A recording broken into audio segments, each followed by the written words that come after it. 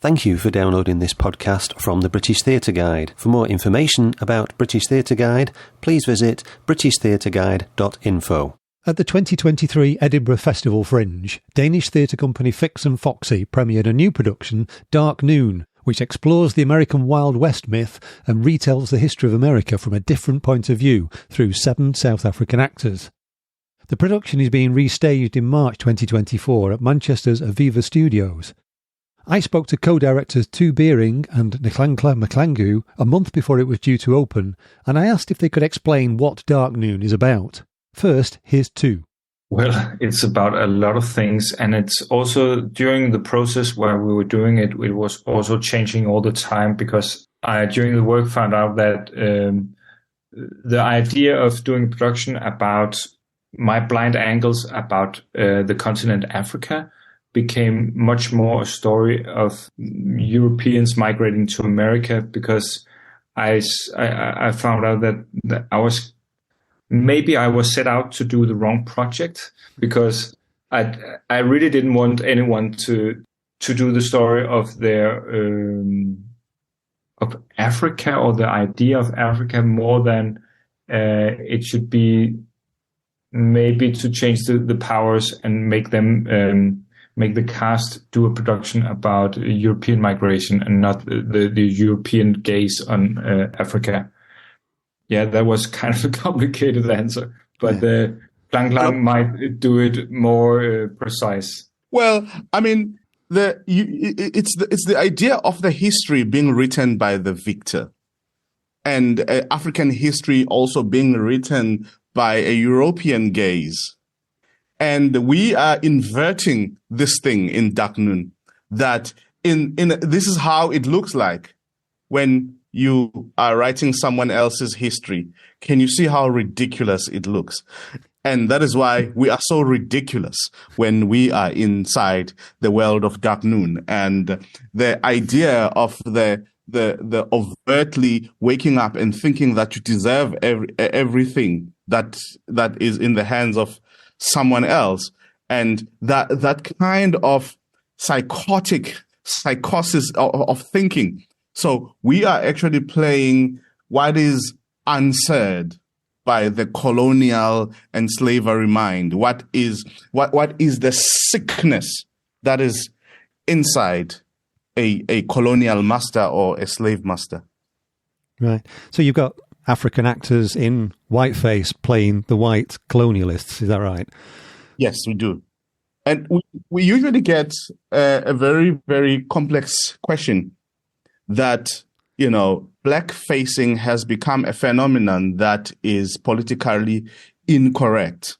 And why does it make it right for black actors to make their faces white? Is that not reverse racism? Are you going to ask that question? Well, why not? Yes, go for it. Well, my simple answer to that it's not a simple answer. It's a complex answer to that, because it's a complex thing. It's not like we didn't think about it. We thought about it and we discussed it, we contemplated about it. And the big thing for me, what comforts me, is that black people can't be racist. It's impossible, because especially where black people can't be racist to the white community, because racism is not only, we sometimes we confuse someone hurting your feelings with someone who's being racist to you. But being racist is actually having the political power, the financial power, the military power, and the power to make the laws that enforces your racism, to make it actually a legal thing. So I can say the most racist things out of my mouth, and I'll still go back to my shack. Yeah. And I'll still go back to my life of poverty. So that's not necessarily because I'm not oppressing anyone. I'm not making any law that oppresses anyone else. I'm just saying something, and I go back to my poverty. Yeah. So that, like, there is no power to execute racism.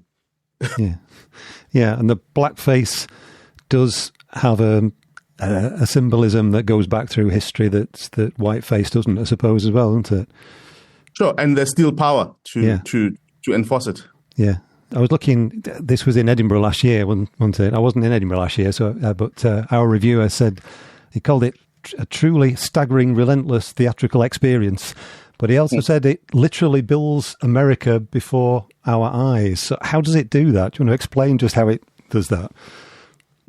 Try to explain how America is built in front of our eyes. Yes. Well, it's a production about civilization and building civilization, and it all comes from a horizontal perspective. Everything is flat, and then you start building, and then it becomes vertical. And that's what happens in front of you as an audience. It starts with flat land, nothing is built, nobody has walked the land. Well, some has, but the migrants take over and start building houses. And so you what you see is the building of a town in front of you. And well, I don't want to spoil it, but in the end, it also makes sense for the audience, and they are also a part of it. Right.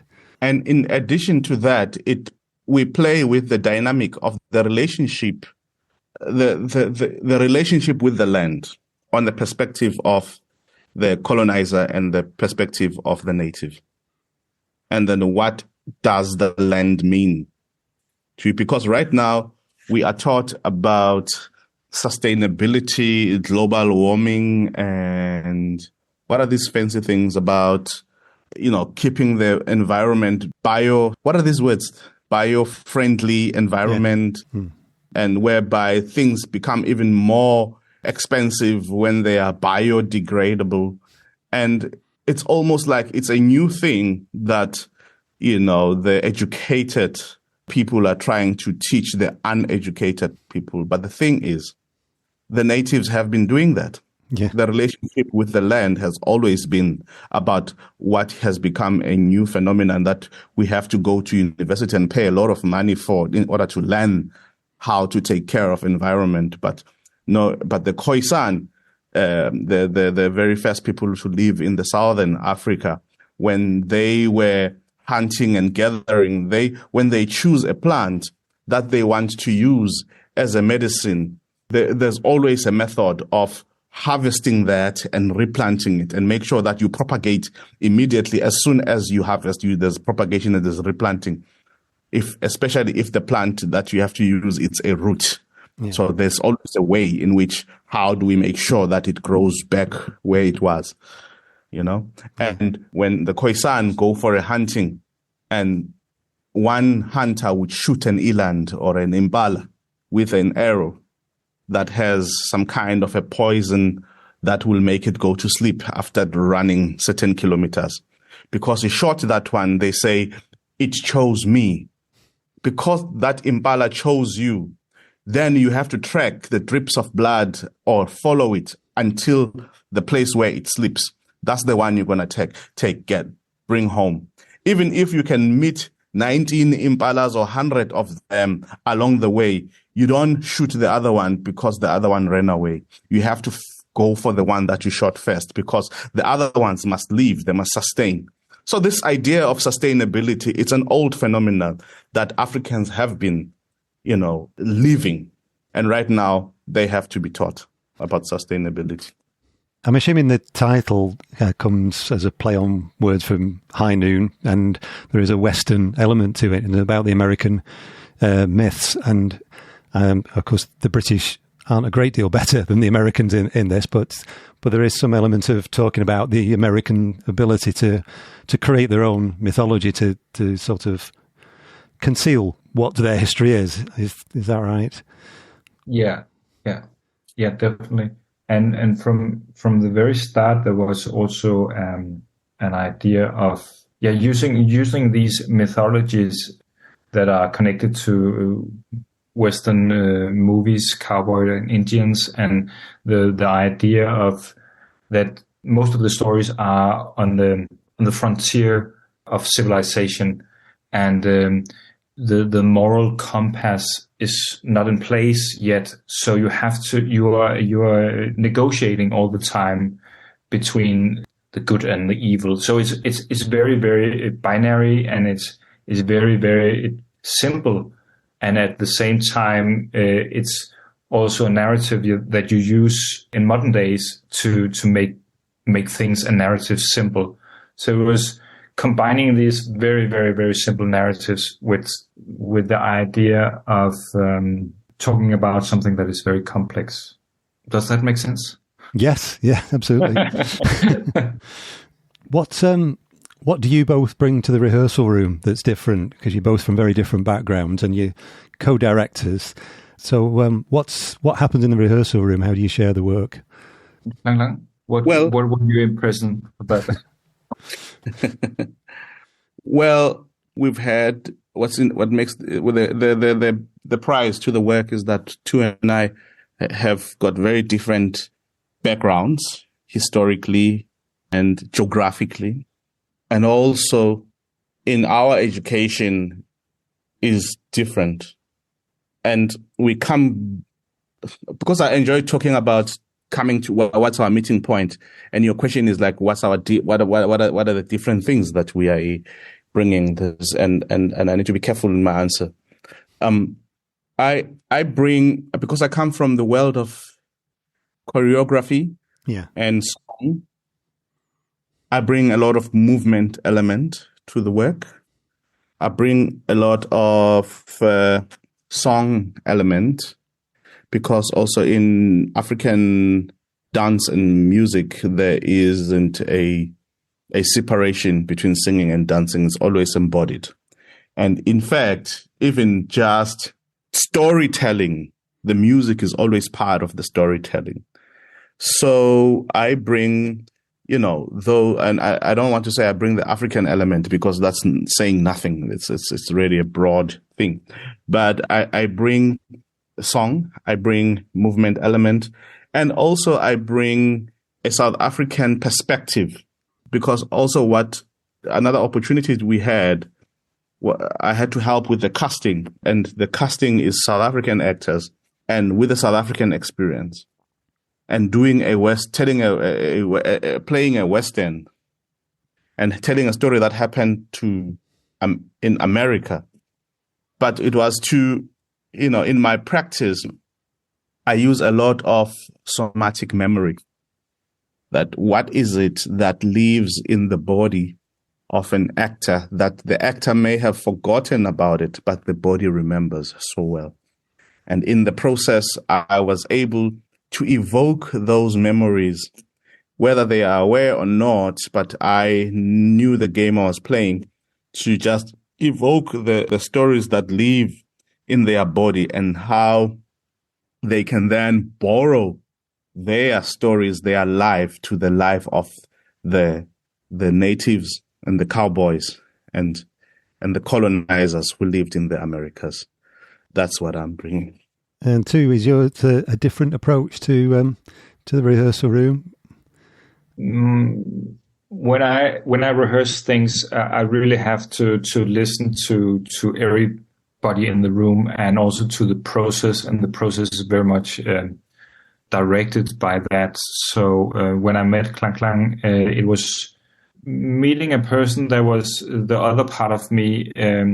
What we shared from the very beginning was humor, and the idea that we really like to turn things upside down and continue doing this. So for me, it was also very freely how we worked in the space, and how we were developing the piece together with the cast. And I think from a very, very amazing view that Nhlanhla had on the casting process, and how he found people that were, each one of them were pieces of a puzzle that made it more complex and more diverse, and always with the insisting on having people that were extremely clever, extremely skilled, and could contribute, each one of them with special skills and personalities.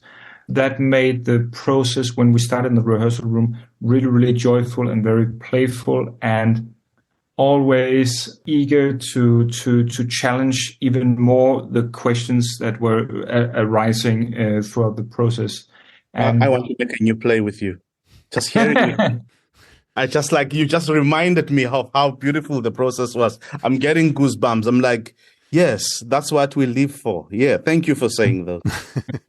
Yeah, it was really, and I mean, it maybe seems I don't know, I can't find the word for that, but it's kind of a brotherhood, and it's I think it was you, Nhlanhla, actually mentioning it like a brotherhood, but it was just so extremely powerful and really, yeah, it made sense. And because my way of working is like I have a lot of post-it notes, I have a lot of words on it, and I just had this book of American history because I was thinking, as you said, David, it comes from High Noon. And I was just watching thousands of movies, and I was thinking, what is the narrative? What is the dramaturgy? What is the story? What do I bounce from? Which movie should I pick? And then in my panicking mode, I was just looking at my shelf with books, and there was a book saying the history of USA, of United States of America. I was like, and then I took down this book I have been reading for 20 years once in a while because I really love the whole story of the European migration, because most of us forgets how many people actually migrating from Europe, and most of us forget how the situation in Europe was at that time. It was a disaster. I mean, I come from Scandinavia, and from Denmark and Sweden, people just was running away because people were dying in the street of hunger. So I took this book and I was just starting reading it, and then I had this feeling that I found my script. It was just history.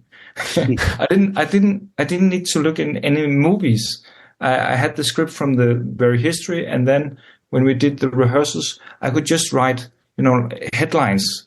I mean, I just took the chapters of the history book, and then starting out also reflecting on South Africa's history and how they were kind of talking together through time somehow.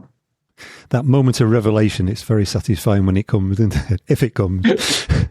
Sometimes it happens and sometimes it don't. Then it's just really, really bad. Yes, we know very well. And then you just going through depression or on something like, it's not. It's the life of an artist. Yeah. Creative depression is kind of the baseline, I think. So the development of the script then, was it devised in the rehearsal room with those sort of headlines that you brought to it? One of my favorite directors, James Nhlanhla, used to say the days of a talented actor are gone. And today is the days of a clever actor. And we were lucky enough to have extremely clever actors in the room. And because some of the actors are actually writers in their own right. Some of our actors in Dark Noon are directors in their own right. And it's a matter of, with choose sticky note with just one sentence, you can throw it to the actors and we discuss it. And then I would go through movement exercises with them, and we create not necessarily scenarios, I call it them provocations, because I'm not a drama maker, but I'm a choreography maker. So we create provocations, and then they would tap into their somatic memory. And then they'll start writing about the experience of the exercise or what's happening how am I feeling in my body? And then from there are two progressions of the making of the story. There is a horizontal travel where, the story starts here the book says there was hunger in Europe, and then there was migration, and then they met the native. That's how we progress. But there's also a vertical progression of the story that goes down to say, as an actor, what is my vertical journey? So I'm here now. Why am I here? How am I feeling? And how do I relate with this? And as I progress, where am I? So how do I bring pieces and elements of my life? So the story, we were actually writing 2 scripts. And we were not even aware that we were writing 2 scripts. There's one script that is written by words that we use as a progression, as a driver of the show. But there's another script that we wrote. And that script is usually the script that happens when in the head of the audience, in the conversations of the actors in the dressing room after the show, to say, I feel this way. The experience of Thulani Zwane sitting in the dressing room and shaking, and for me, that's the luxury. Yes, to answer your question simply, yes, it was developed on the floor, but a lot more was done rather than just, okay, let's make a script. Yeah.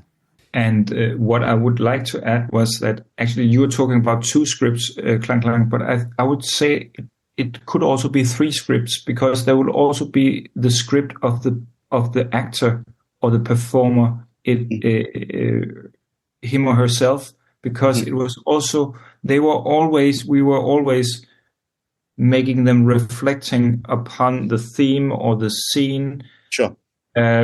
From where they were in their own life and their own experiences. And that what makes it very strong, I think, that everything that what they're doing is also a reflection on their own experience. And again, not to spoil the ending, but it's very personal for them to do this show on several levels, actually. Mm-hmm. I mean, if the actors can go back to their notes on the things they were writing and reflecting on, amazing poems, amazing reflections. You can actually write a PhD about the process of Daphne.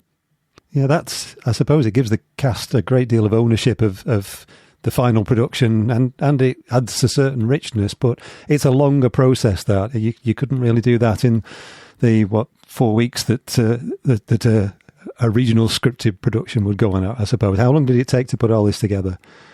It took, I think that Nhlanhla and we met half a year before, and then 4 months? No, I can't remember. I think 4 or 5 months before we did the casting, and then we had a workshop in Joburg, and then the last 6 weeks in Copenhagen. Copenhagen, yes. But at that time when we started in Copenhagen, 6 weeks before premiere, everything was in the air, and nobody knew what was going on. Full of props and ideas. Like thousands of costumes, even more props, and a set kind of being built around everybody and being very much built by everybody. Yeah. And that puts you under quite a lot of pressure if you know you've got to put a show on in 6 weeks and you don't actually have a show to put on. It's not just a matter of rehearsing with it, it's actually building the whole show. That's quite a bit of pressure, isn't it? I don't know about how anybody else does it, but this is the way I usually do it. Yes. Which is the best way of doing it, where the actor it's an actor-led process. Or should I say it's a process-led process?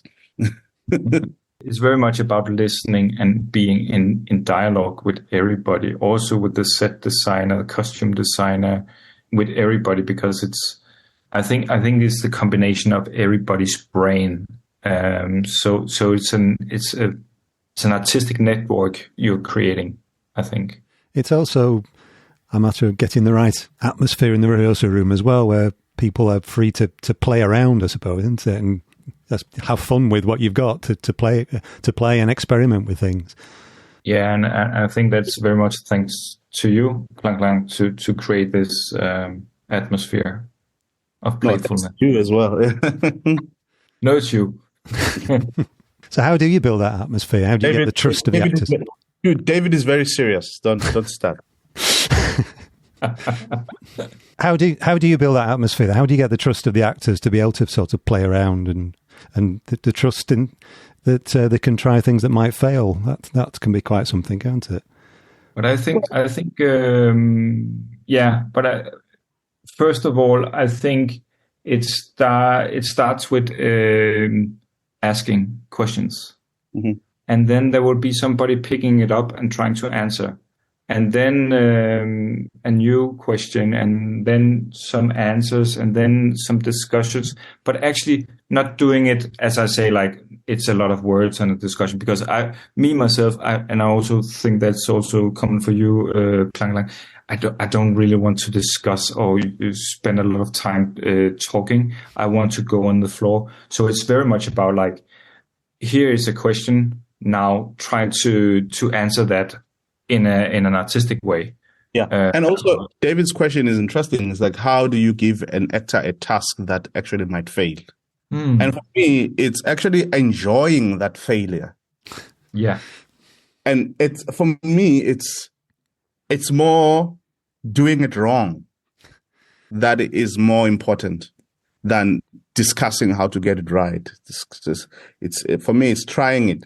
It's Bongani being a white man, celebrating that he's found a huge piece of land for himself. He is Jan van Riebeck, and he has no ballet training.